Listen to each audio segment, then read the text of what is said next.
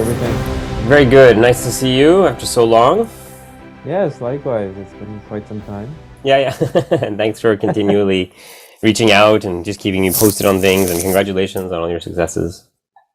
Thanks, man. You too. I'm looking forward to your new series. Thank you. Thank you. When is it? So, Is there a date for that yet, or? no. We're still figuring out the release plan, but I suspect it'll be sometime in the fall. Okay. And I think you guys showed it at Sundance, right? How did that That's go? right. That's right. Yeah, we showed it at Sundance. It was really good. First 3 episodes, and it went very well. And it was nice. As you know, you never get to show a series in front of an audience. Yeah. So nice to just have those memories going forward. That's fantastic, man. Good, Mhm. good. And you're in the UK right now? Yeah. Just in my home. Cool. Awesome, man. Yeah. Just tell me I know we've chatted here and there, and probably around the same time when you and I were in school, and hmm but at the same time, just tell me your story, how you got into films, what got you into it. I mean, it was around that time. I was just really interested in film growing up, and always engaging in them. I'm sure, like yourself, and just watching them and analyzing them and studying them, and always had a big attraction towards every aspect of how they were made. And as a young kid, it just had that desire to learn more, and the aptitude for it. I seemed to absorb the information about films easier than everything else. And I had a love for art. I would, draw and sketch and draw and paint and sculpt and do all those things throughout high school. And then the last semester of OAC, 13th grade, we used to have. I just changed all my courses into drama and art. Basically, did like a last minute change from the science and math Right. world, and engaged fully in the arts. And it was just the most fun I'd ever had, and the most kind of love I've had of academia. And then I went And right that was into at John. that was John Sorry, go Fraser. on. That was at John Fraser, yeah. And then I remember going to the guidance counselor and asking, like, how do I get into film? And he was like, I don't know. I'm like, wait a sec, aren't you supposed to help me? Like, at least figure out what to do? And he's like, I've never had anyone ask that question before. So I just looked into all the programs at the time. It was, 3 universities in the Toronto area that had them. And 2 were practical and 1 was academic. And I took the academic route at University of Toronto because I could also then focus on art, painting and sculpture. And I did an art degree in University of Toronto with a minor in cinema studies. And in the art degree, I just painted, sculpted, did photography for 4 years and journalism. And I just figured I just want to learn all the liberal arts that feed into filmmaking before I actually start making film and learn about it academically and historically. So those 4 years were really formative. It just really helped me to discover my voice and the stuff I wanted to talk about, at least right out of the gate. And I tried my hand at all those different art forms for years, and it was really enriching learning about color and composition and framing and all the things I wanted to teach myself. And then Sheridan College had a post-grad film program that just opened at the time, right when I graduated, and I went straight into that. I just applied and got in with the portfolio and did 1 year intensive everything filmmaking. I made 6 short films in every format you can imagine. And that was it. I was just like a wind-up toy up until that point, and that year was letting go of the toy, and I just kept shooting and writing and learning, and I was kind of on fire that year in terms of my energy. Came out with a bunch of short films. Started applying to festivals right at the gate. Got into a few South Asian festivals in Toronto. That was really helpful because I met people like Bob and like friends. People who ended up becoming long-term colleagues and friends who were experts in their own field in the South Asian community in Toronto. And at that point, this was 2002, it was kind of exploding. There was so much talent in the music scene, the art scene, the film scene, people of my age who were just getting out of their own respective journeys, getting out into the field. And it was a whole new awakening for me of the level of artistry in our community. I then decided to tap into that to make my next short film, where the people I had met in those festivals in Toronto, like Bob and a few other people, I just said, hey, let's go to India and let's make a short film about this. A short film a short story my brother had given me, which was very moving. And that became the basis for my short film Amal. So I went to India for a couple of weeks in December 2003, and we shot that with 10 of us, and it was an amazing experience. And then that short film I finished it and ended up going to festivals all over the world, and we sold it, and it just became this really big success in the short film world. Went to like festivals like Telluride in London, like Right. kind of the first international exposure I had. And then I decided after that, I had done a bunch of shorts alongside that as well, that to try my first feature film, and I just wanted to do that story again because the first time was kind of an exercise, an experiment, rather than just fully immersing myself in it. And so use that as the basis, and my brother and I basically wrote a feature film version of that, and we pitched it we pitched it through TIFF, through the pitch of this competition at TIFF. We ended up winning that, and that became the start of the financing process through Telefilm Canada, the soft money system in Canada, to finance my first feature film. And then, each feature film led to the next, as it were. That's the short form of how I got into it. That's fantastic, man. The thing about Amal is, when I saw it first, I don't know what year it was, but whenever I saw it the first time, it was such a simple film. I mean, nowadays, you see a lot of that stuff here and there, but for me, that was it. It was just something straightforward and simple, yet extremely complicated at the same time, if that makes any sense. One of the things that I loved about that film, there's a scene, and I saw this again a couple of days ago just to refresh my memory. And as soon as I saw that scene, as that scene was unfolding, I knew exactly what was going to happen because I remembered it, because I loved it at that time too. When I'm really bad with character names, so It's forgive okay. me. The girl who's always sitting in Amal's rickshaw, and she comes to her house, and to give him the carburetor. The carburetor. Yeah, and his mom is standing there, and they're just exchanging, eye contact. And so much was said in that moment, as opposed to, hey, this is what I'm feeling, or that's what I'm feeling. That was just so beautifully done. There was just nothing there, but so much, less is more, as they say. So Thank you. wanted to say that was really masterfully done. Thank you, man. A lot of directors would go in a completely wrong direction with that, as you can imagine. No, thank you. I remember that scene was actually the most difficult scene to edit because of arriving at what you just said. Me and my producer, one of my producers, Steven, and editor, we went back and forth so much. In fact, we actually got to the only time in my life with that producer, who I still work with all the time. We're friends from school. We actually almost got into arguments, like almost not shouting, but really heated, because we were trying to find the balance of telling what needs to be told, but pulling back, because it's one of those scenes you hold on a person's second too long or second too short, you've kind of lost it. And we kept losing it. And I have to say, to his credit, he kept pushing me to get to where it needed to get to. And that's one of the key reasons that I'm probably able to make a living. Is I've been very lucky to surround myself with people who push. I've never been with yes people. I never get a free ride on that.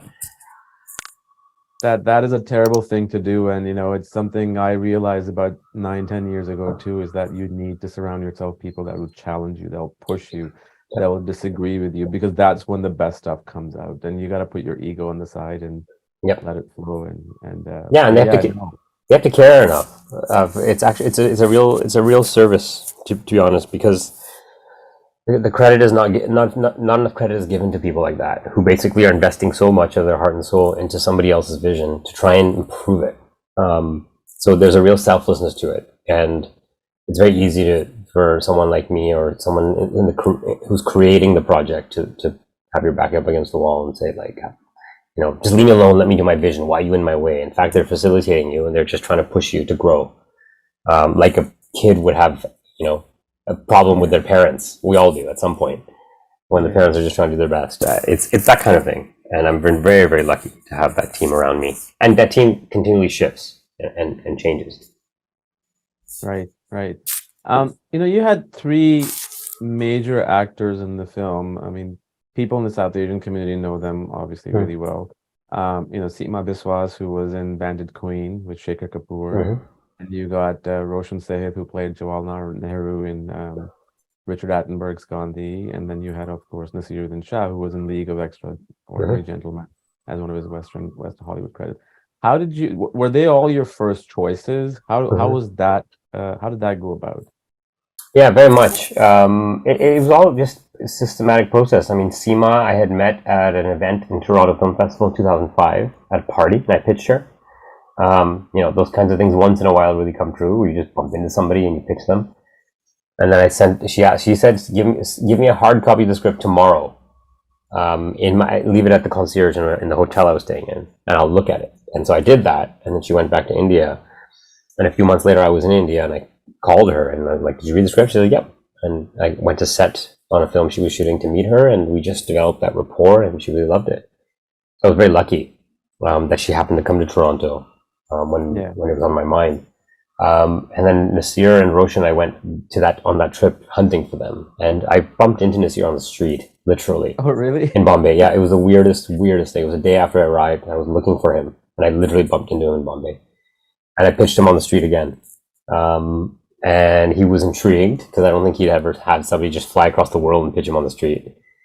And then we just developed a rapport as well over time, and he read it and he loved it and he was in, and it was literally that simple.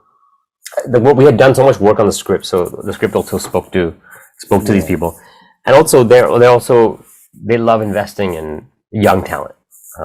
They're eternal optimists in that way, hoping that the next person will do something really special if they can help, basically, which they did. And then the same thing, on that trip, I went looking for Roshan, and I'd connected with somebody who knew him, and then I got a meeting with him, and we had really great conversations in Delhi, and he read it. And Roshan actually took a while. It took about 8 months for him to say yes. He kept giving me script notes, and we'd have a lot of discussions about character, and I learned a lot from him. I remember after about 8 months of discussions, he was giving me more notes, and I'm like, Roshan, man, I've incorporated everything you've said. Like, are you doing this? He's like, oh yeah, I'm doing it. Didn't I tell you that? And I'm like, oh no, you never told me that. Like, it's really good to know. I thought I was still in the courtship, but you're saying it's good. We're good. And he was amazing.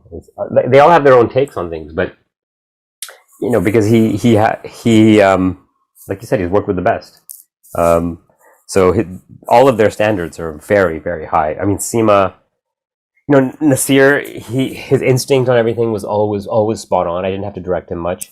Seema actually took, when I was doing the translations on Amal to get it into Hindi, I had a translation dialogue writer that she'd connected me with, and then at the very last minute, she wanted to make sure they were even better than they ended up being. And that was actually Rajesh Dillang, the star of Siddharth, one of my films, and the second lead in Delhi Crime. She introduced me to him to do my dialogue in Amal. And then she wanted to make sure it was the best it could be. So we sat, Rajesh, Seema, and I, on my birthday, on my 28th birthday, in pre-production in Amal, we sat for about, 15 hours, went through every piece of dialogue, and she would slightly improve things. Because she cared so much. So all of them kind of came together to really, really help me on that project. And I have such affection for them to this day. But that's the thing with India too. You really do get a lot of actors like that who are so well established. They'll just act on instinct. And if they like you and they get a good vibe, they'll do it. Yeah. Yeah. I mean, that's, there's obviously a mainstream actors, who probably would rarely do something like that with some exceptions. But, the names that you worked with, of course, and then you have people like Shabana Azmi, you have people like she's very similar. Shifali, who you worked with, right? Like that, she's one of my favorite actresses, and so it's good to see that, that, and then that's how you're familiar with the Vidhu Vinod Chopra, I'm sure.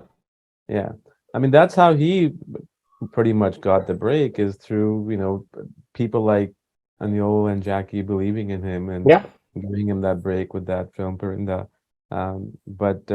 But yeah, no, Amal was just, again, watching it the second time. I've seen Siddharth too, but it's been a while since I've seen it. And Daily Crime, when it came out, I remember I told my wife that because of the topic, obviously, because of Shefali being one of my favorite actresses in the India, and then obviously you worked on it. We sat down. I think we normally don't binge watch. We will just Mhm. take like one episode a day or every Mm. other day. It's just too much. But we finished that on a weekend. It was Wow. just so well Mm. done, and it was so intense. And that's what I loved about the rawness of it, that you Mm. didn't shy away from, which was so important, was so well done. And some of the scenes without any kind of visuals, just hearing about it, Mm. just kind of gives you that, cringy feeling. And how did that come about? What was the source of that? Like, was it because of, obviously, when that happened in 2012, but what was the genesis stemming from there and getting into an actual, 8-part series? Yeah, I was finishing Siddharth actually. I had gone to Delhi to do some ADR on Siddharth with Rajesh and a few other people, and that was December 2012 when the crime happened. So Yeah, I was around to see the aftermath of it, and to try and come to terms with it, and try to understand what had happened, and it felt like the whole world was collapsing around. yeah. And then just kind of sat with it, and everyone wanted to do something about it. Every artist wanted to do something. Everyone wanted to do something about it. So I was sitting on it, and a few months later, I was back in Delhi. This was in March, and I had a project I was working on, which in fact was a response to that crime, something I was stewing on. And I wanted to meet the Delhi police because I didn't understand anything about police procedure. I needed to know Hmm. some things about the story I was constructing. Hmm. And so I met the former commissioner who was recently retired through a family connection, and sat with him and told him what I was doing and what information I needed. And he basically said, Beta, forget about what you're doing. And he gave me the verdict that just came out, which sentences those 6 guys to death. And it was like this big, very thick 300-page document the judge, the Sessions Court judge, had put together to sentence them to death. So it was like the whole narrative of the crime, the people involved, how they were caught, and their motives and methods. And he said, why don't you read this? And if you think there's a story there, I'll give you all the connections you want into the police to discover it. And so I was intrigued. I didn't think it was the right thing to do to make any story out of this because it was too fresh at the time. But I was really intrigued just to know. So I read it, and I'm like, this is the most remarkable thing I've ever seen. I mean, I've ever read. Just, it's so harrowing. It's so much worse than what I thought.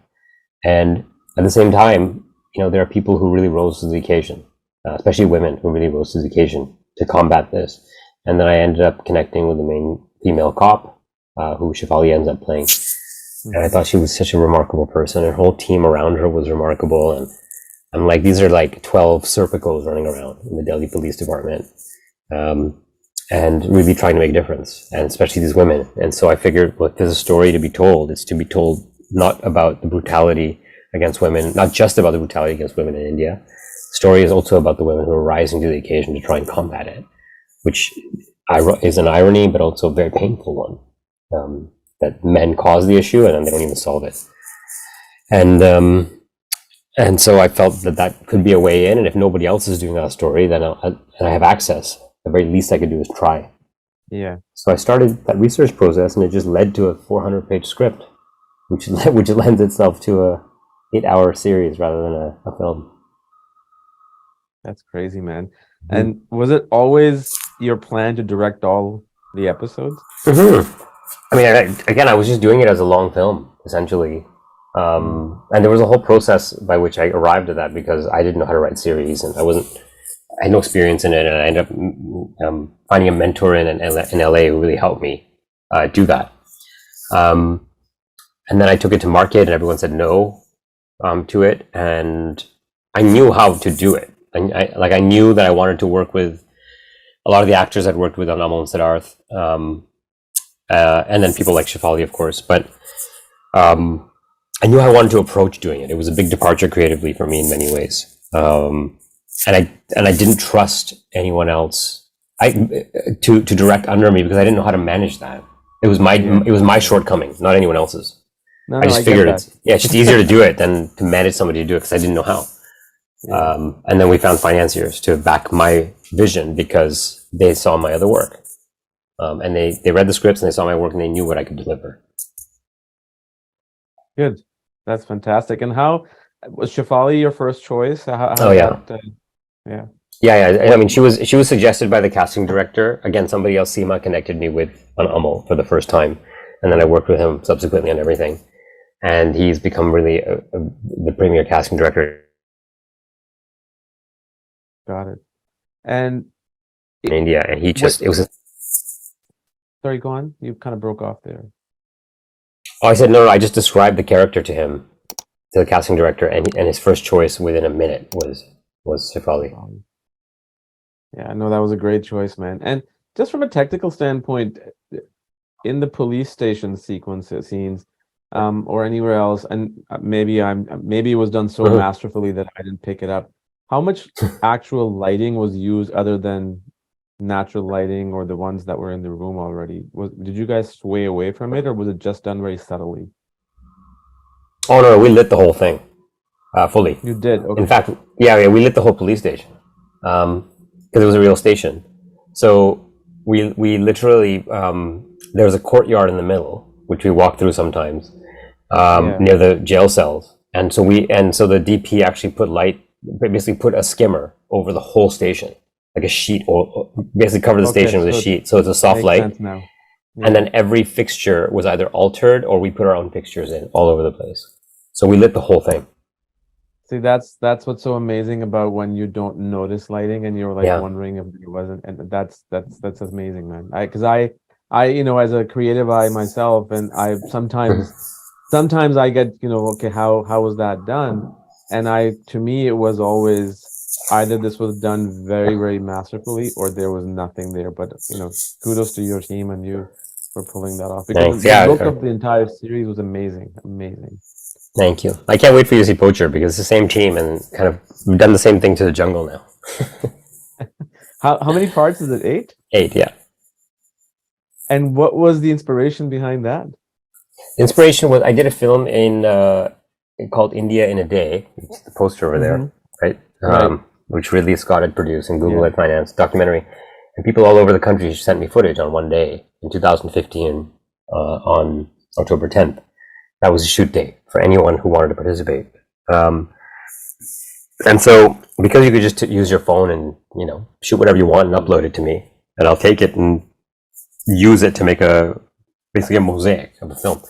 And one of the pieces of footage I got was an ivory raid in Delhi for a massive ivory raid. And I'm like, what is this? This is crazy. Like a bunch of cops breaking into a house and finding ivory, and this is nuts. And I contacted the person who sent it, and they worked for an NGO, a wildlife NGO called the Wildlife Trust of India in Delhi. And I said, what is this? And they said, hey, your shoot day was October 10th, 2015 on your Google project. And we did the biggest raid in the history of India on October 10th. So figured we'd send it to you. And I'm like, isn't this like evidence in a case? Like, don't you need this? Like, I can't just publish it. At the same time, it's a crime scene. So I don't think it's not right for the film. But I said, give me like a few years. And I need to do this. And I was going to do Delhi Crime after. So I said, give me 3 or 4 years and I'll come back. And I'll do a whole project on it because it sounds really fascinating. And so after Delhi Crime, I contacted them and I met them and I just kept going and meeting them all over the country, the various people involved in wildlife crime fighting, which I thought was the coolest title I've ever heard, wildlife crime fighters. And they described to me this case, which was the biggest ivory poaching case in the history of the country, which they solved.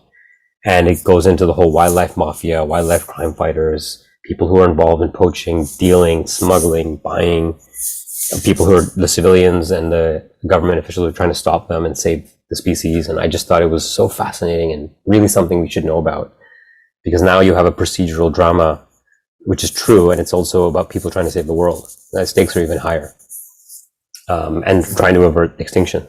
So I spent a few years researching and writing that. And then during the pandemic, I'd had all the research done. So I just sat at home for a year and a half writing it.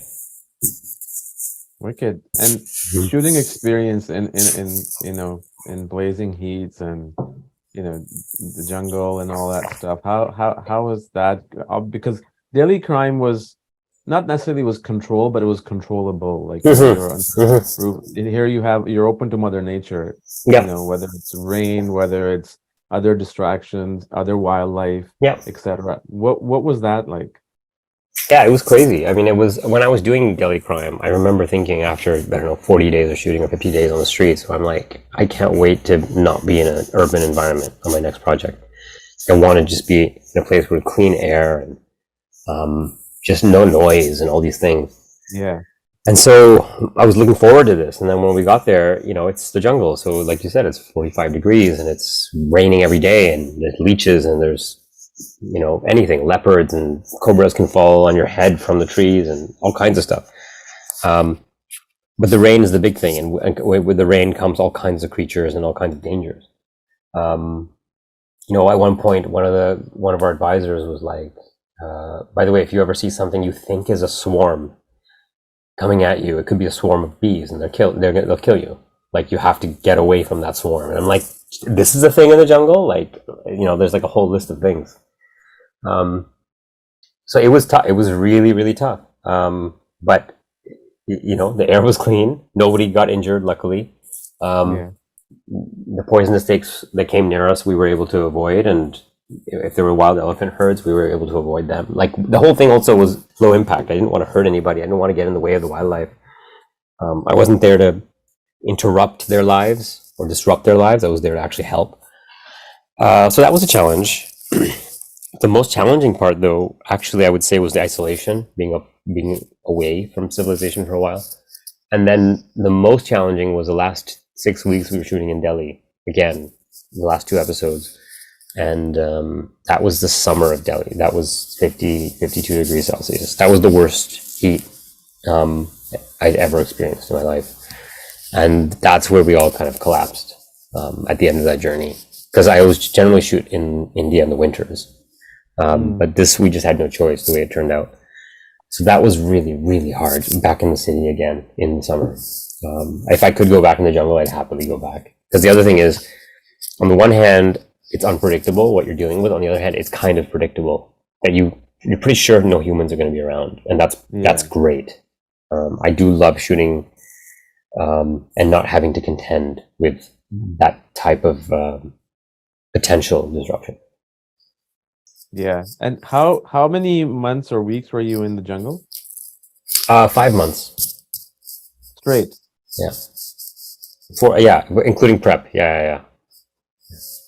Wow. So it was, I would imagine it would be probably from October to like March or something? No. The shoot was January till July. Started from there, January. Yeah. I had done some prep trips in December. Yeah. That must have been really intense, and being away from family and everything. Was that same? Yeah, it was very tough. Very, very tough. But I have a very understanding family. Yeah.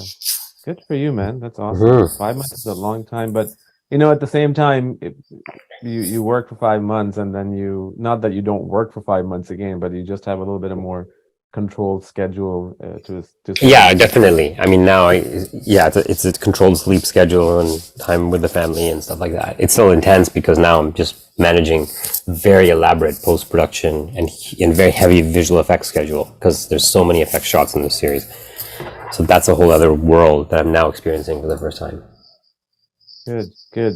And when you're looking for, for me personally, whenever I'm looking for a story, it never happens. But when I'm not looking, that's when it comes and gets, right? It's what part of a story strikes you at a core that you're like, this is what I want to do. Is it the emotional element? Is it a character? Is it a certain feeling? It's usually relevance, actually. Yeah, and the same thing. I'm never looking for it ever. But certainly, if I encounter something that's even slightly implies it, I'll pursue it. So with this case, with the footage that came in for Indian a Day, I was like, there's something here. And when I spoke to them, I'm like, there's something here. And then when I would meet them in Delhi and in their office, and then say, you need to meet our wildlife crime fighter. I'm like, yes. And I didn't even think twice. I'm like, yes, of course I've got to meet him. With Delhi Crime, he literally handed it to me on my lap, the commissioner, and just placed the papers and then said, here you go. And he was extremely respectful about it. It's like, if you think there's a story, then I'll help facilitate you making it. And for me, it was very hard to say no because it was access. It was access to something that most other people in the media world didn't have. and then along with that comes a kind of trust. So I think and relevance is not an issue on Delhi Crime. It's very clear what the relevance of that story is and what it means to all of us. With Poacher, the relevance is very clear. We're talking about extinction, and something very important to me. I think about it a lot. When we were shooting Delhi Crime, the most painful experience I had on that set, because I had gone through the emotions of what Delhi Crime represented when I was writing it. As you know, you write it and you go through that all, and then when you're directing it, you're executing it, and it's a little bit more dispassionate. The most painful day I remember on Delhi Crime was when the northern Kenyan white rhino went extinct. The news of that had come out, that a subspecies of rhinoceros had become extinct because of us. And that I'll never forget that day of how sad I felt. And so taking that forward, when a project about extinction came along, it was very easy for me to jump on it because I care so much. For me, it has to do with relevance. If something really relevant to what I'm thinking about or what I really care about comes along, generally I'll pursue it. And the other thing is anyone else doing it? Like if 10 other people are doing it and doing something similar, then I'm very happy not to do it. Then I don't have to go through the pain of birthing that thing. So relevance is there, sure, but I think maybe I should have worded my question a little bit more better, is that sometimes, I don't know if it's happened to you, but certainly it's happened to me. Sometimes you don't realize there's something that is relevant to you until you hear about it and it hits you. Yeah. Like, oh, right. So like, not saying that, what happened in Delhi, you didn't care about it, or what's happening to the poacher, you didn't care about, but has there been ever like a moment, and it doesn't have to be what you may have done or what you're already working on, where not that you don't care about a subject, but because we have so much information all around us, sometimes it goes in the back of your brain. Has something come out? Oh yeah. Most of it is like that. I mean, Siddharth was that. It was a 10-minute conversation with a rickshawala in Delhi who had lost his son. He was asking me to help him find him. And when he told me the story of how he lost him, I was so hurt by it, but I was going to a meeting. And so I'm like, oh man, that's awful. And I never saw that guy again. But it just sat in my head in the back of my head. I never forgot it. And then when I was casting a science fiction movie I ended up doing, I was in LA for, I think, a month or 6 weeks or something. I was staying at a friend's place while she wasn't there. So I just had the place to myself while I was around every day going to casting meetings. And at night I was just alone sitting there. And remember one night I just started typing. And I was there for a different project. I started typing this. This has been like 9 months since I've met that rickshawala, and I just typed the whole story, the whole script for Siddharth. I just did it in a couple of days because I was so moved, and it just wasn't leaving me. And it ended up becoming something that was relevant to me. Another experience I had in China in 2014, which was just kind of a life-changing experience I had on the street, and then I just put it away. And then a year later, I'm like, oh my God, I just kind of started typing something out and it came out again. So it does happen often where I'm not looking for something and I know right away where somebody said something or I've had an experience and I'm like, damn it, that's going to cost me a couple of years. I've got to deal with that. Or it just percolates and becomes something over time that's relevant to me. It is exactly what you said. Yeah. But what's universal across all those experiences is that it's not an active decision to make it. It's just it's a automatic one. Moral obligation. Yeah, exactly right. Yeah. With Siddharth, the gentleman that you met in India, from who the story got inspired, was there a moment? I know you met him very briefly, and obviously it was a lot of information that you were absorbing. But afterwards, was there ever an inclination, like, should I make a documentary on him looking for his son? No, because the first instinct was that, can I help him? He asked me to help him find his son because I had access. I was educated. And so I tried to help him, but it had been too long since his son had gone missing. And so when I called the number he gave me, which was a neighbor's number. This is 2000. I met him in 2010. I met him in April of 2010. So he didn't have a phone. And this was just the start of smartphone world. So most people in India and labor class didn't have it. Mm-hmm. So he said his neighbor had a phone, and I called the neighbor, and the phone number didn't exist. That guy's name was Muhammad Ali, so good luck finding him, you know. And that's that. So his story was like, there's nothing I could do there, but I did pursue where I thought his son could end up going, just to try and see what the deal is, and then it all started coming together. So and the other thing is, I'm not that guy who initially thinks, oh, I got to do a documentary on this. I'm not that guy. I'm very much, I mean, looking at the environment around you, you're similar. I think narratively, I think in dramatic fiction terms, where everything is controlled and constructed. And I actually believe fundamentally it's often a more clear-cut way to get to the truth of something is through narrative fiction. I think people feel it more if you do it right, emotionally. So that's how I've always been slanted. Makes sense. Yeah. Cool. No, that's awesome, man. That's good. Anything that you can talk about that you're working on in terms of script, or you've got a bunch of scripts that you've written that you want to turn them into some sort of Yeah, film I mean, series? there's all kinds of stuff I've been working on. There's this project I want to do in China, which is based on that experience I had, which I'm trying to get off the ground. But that's amongst many other things that are going. I've always wanted to do a passage to India as a limited series. It's one of my favorite books, and so I've been tooling away at that for a while. And then there's a ton of things that have come my way. There's a few other kind of dream projects I'm tooling away at. Poacher is obviously one of them, which is almost done now. And there's a few other dream projects that I'm just starting to work on and research, and things have come my way, which are really fascinating now. And now I'm getting some offers that are enticing.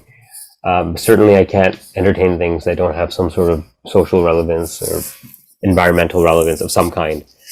I'm not the pure entertainment guy, though I love watching that stuff.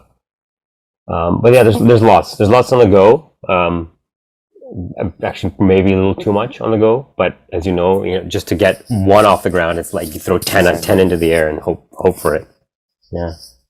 Is and stuff that you're working on, or even if you're not working on any of the script, is something that you want to do that is outside of the subcontinent, like India, like maybe in the western part of the world, like US, UK, Canada? Yeah. I mean, look, the China project is not India, but it's still Asia, of course. Yeah. But no, there's a handful of things, in fact, that would take place. One project takes place in New York. One takes place in between the UK and the Middle East. One takes place entirely in like small town USA. Okay. Good. One is in London. It's kind of all over in a way. The thing with India, I just keep finding is that for me, the stories that have real relevance to me that are coming out of India are the ones that have a global application in some way.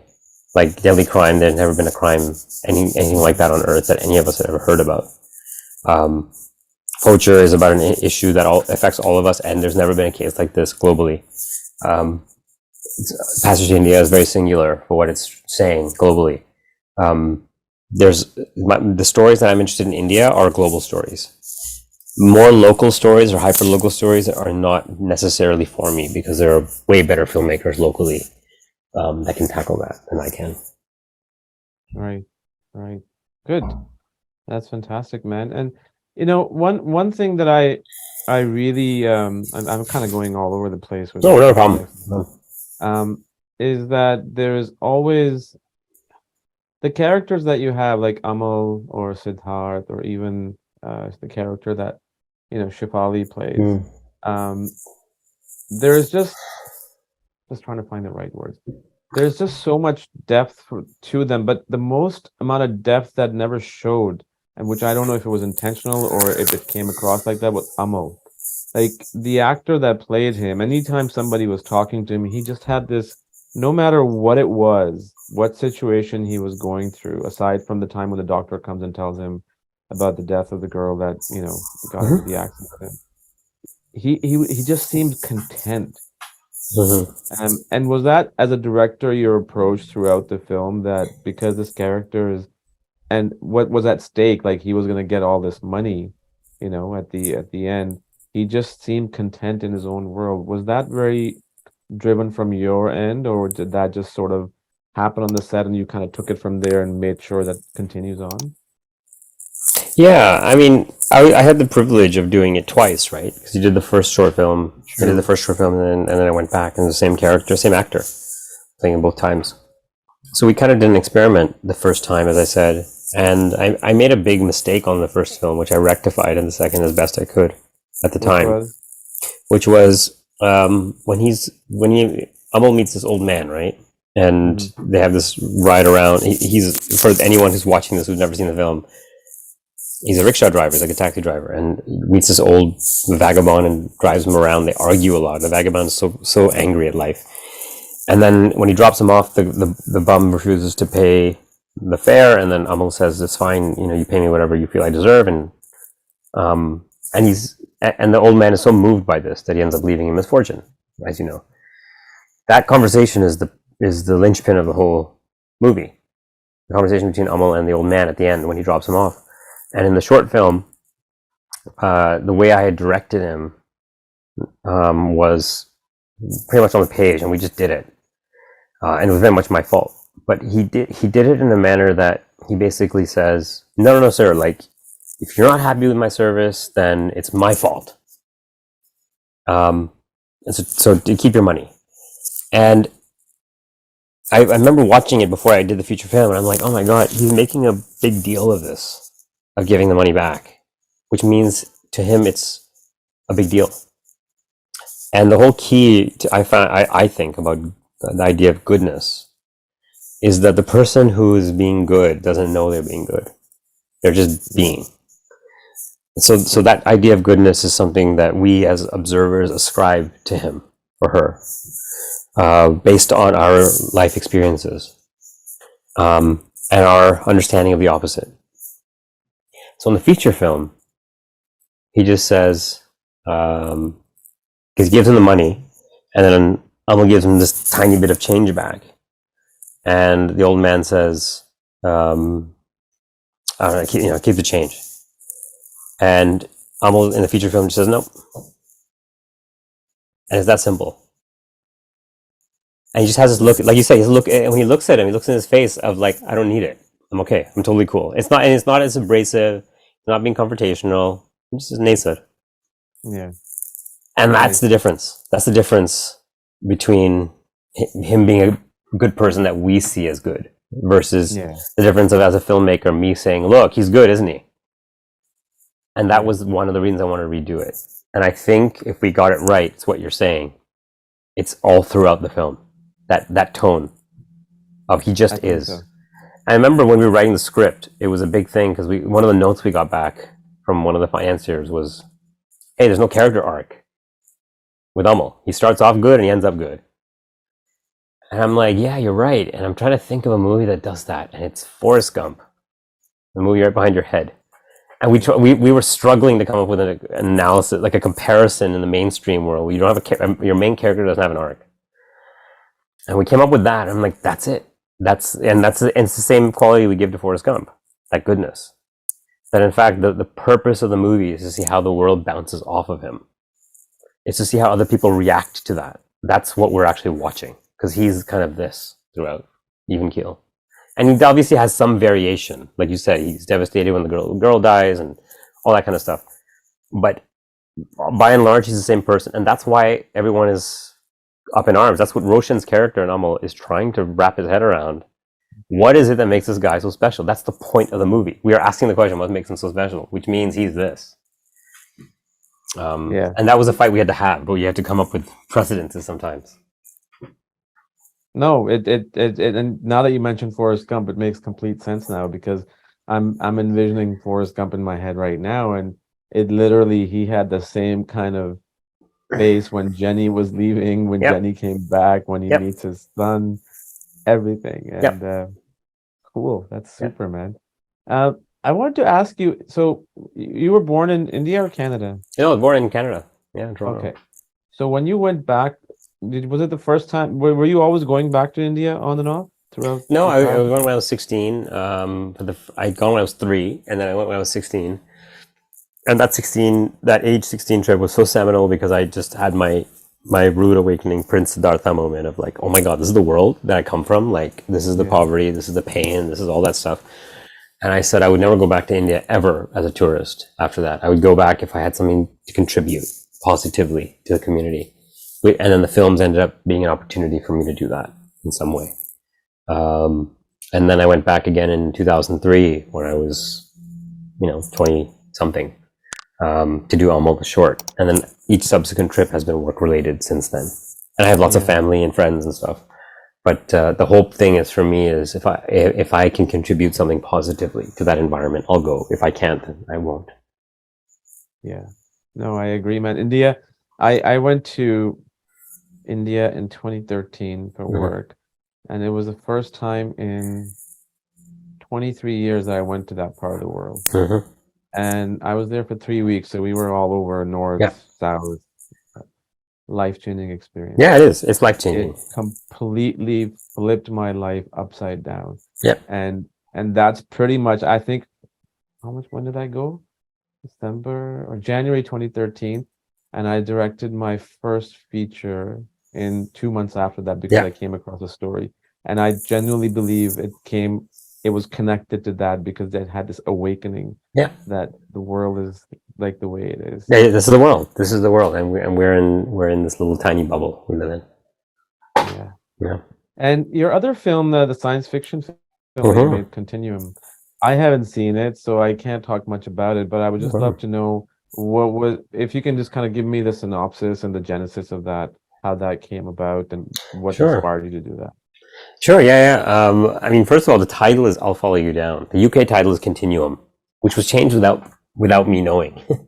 um, but the title I gave it, and the title in North America was released under, was called "I'll Follow You Down," and that was a story, something I'd written, which was I guess loosely inspired by my parents' divorce, but not really. I mean, it had more to do with a lot of things I wanted to talk about. It wasn't just divorce. It was all kinds of things about, actually a project about, very much about mental health, um, and um, something that was close to me when I was growing up, as a topic.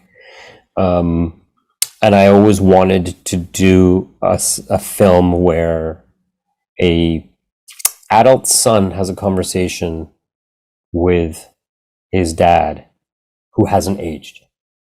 So it's like the whole Back to the Future thing, where if you're able to meet your parents at a similar age, but Yeah. in a more serious manner. Um, and so that spurred me to kind of start writing that project, which it's a time travel project, but essentially a relationship drama. And it took me years to write that one because it was so, in a way, very personal. I started putting it together. I started writing it in film school, in fact, in a screenwriting class, and then I put it away for years.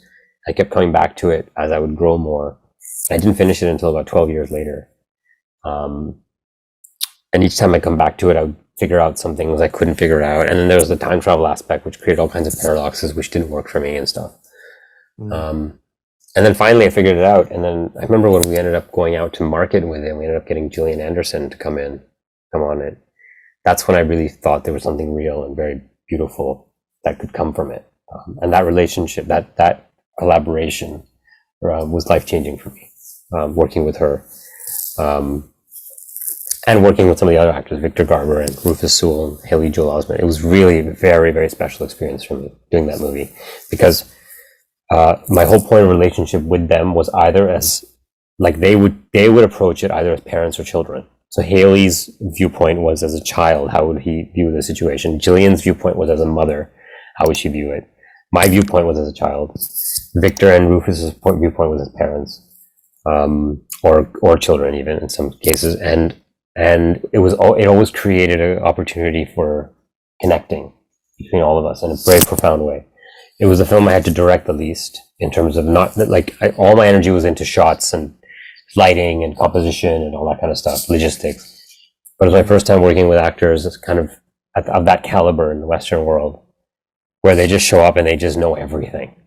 And it was it was just so, also, you're controlling everything, right? If I have 200 extras in an airport, I remember we were doing an airport scene. We shot it in Hamilton, and the first AD, who I'd worked with even in school, he was like, "All right, Rishi, tell us what to do." And I'm like, "Oh yeah, I'm so used to shooting in a live situation in Delhi, where there are just 5,000 people doing their thing, and we plop our one person in it.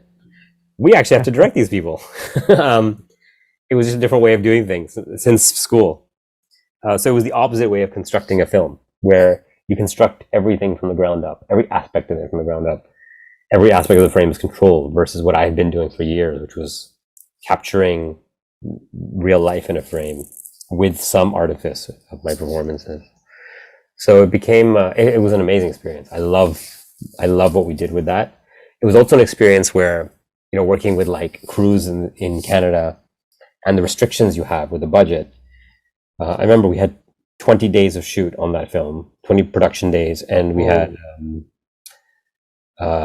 had 10 hours to shoot each day because the 11th hour was a transport going to Hamilton. So I'm like, wow, I have 200 hours to shoot this film, and it's not enough time. So literally, like every minute I was counting as I was shooting. Whereas in India, you would have a little bit more leeway. It's not that I push the work days. I'll never go overtime in India ever. Yeah. But you're always able. I mean, I always budget a few more extra days. I'm able to budget for. So there's a bit of, because you have to. Otherwise, you can get rained out and not going to finish, or some sort of civil issue that shows up. Some strike happens. You can't shoot. You have to account for that. So there's a little bit more calmness. But with this, it was literally like, I remember one day. I was always very respectful of crew. I always have been. It's sacred to me, that bond, director and crew. And I think if they see how hard I'm working and how efficiently I'm working, they too will be the same. And I remember once I needed to go 5 minutes over. And you have to ask everybody and all the HODs and stuff. And they were all very gracious. They're like, "Look, you've been so thoughtful to us. We'll give you the 5 minutes." And we did it, and it turned out fine. I remember thinking, 5 minutes. Like this is that type of restriction. 300 seconds more I need to finish the scene. And I have to go with hand in my hat asking for it, for those seconds. And that's a really tough way to make something that you're this personal and artistic. And the actors can't feel it. That's the other. I remember, I'll never forget that. One of the biggest learnings for me. And I was successful on that. The actors never felt rushed, because they were so good, and if they feel rushed, they're gonna, it's not gonna be good for them. So I got away with that. But after that was my 2012 production experience. And then the next thing I shot, Indiana Day, was not. I didn't shoot it. I edited that as a director. Was Delhi Crime, and we came in 25 days early on Delhi Crime, ahead of schedule. Because my whole thing was, I'm never ever going to be in a position where I have to ask somebody for 300 seconds again. Yeah. I'm going to be ahead of schedule, so that if I need those, I can just do it.